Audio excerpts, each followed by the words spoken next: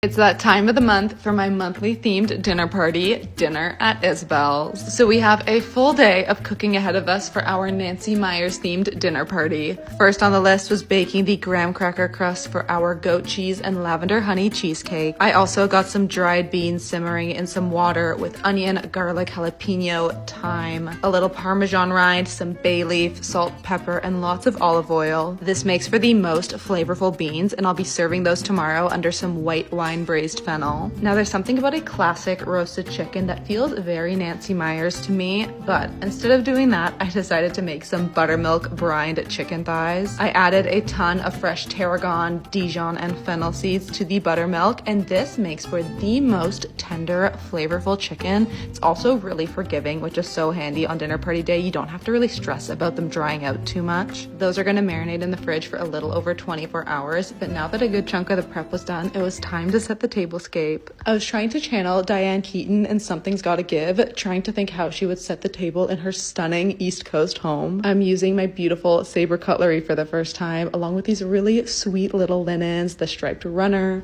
Overall, just lots of little bits of blue and wicker, and I think the hydrangeas really tied it all together. At this point, the graham cracker crust was baked and cooled, so it was time to do the filling for the cheesecake. I steeped dried lavender in the cream overnight, and I'm also going to be drizzling lavender honey over top of it. And this is a nod to another Nancy Meyers movie, It's Complicated, because Meryl Streep's character has an infamous lavender honey ice cream, and I don't have an ice cream machine, so I thought the flavor combination would be really tasty in a cheesecake instead. Also, just generally, highly recommend infusing lavender into your honey. It's so tasty in cocktails and also iced coffee. Once that was done and the cheesecake was out of the oven, me and my boyfriend spent a good chunk of the evening just tidying up the house. We only moved in here 2 weeks ago, and I cannot believe how cozy and homey it already feels. Like, I love this place so much. The last thing to do on the to-do list for the evening was prep some of the appetizers. I'll be serving some marinated goat cheese, so I made a little herb blend and adding that to a container with goat cheese, a bunch of olive oil,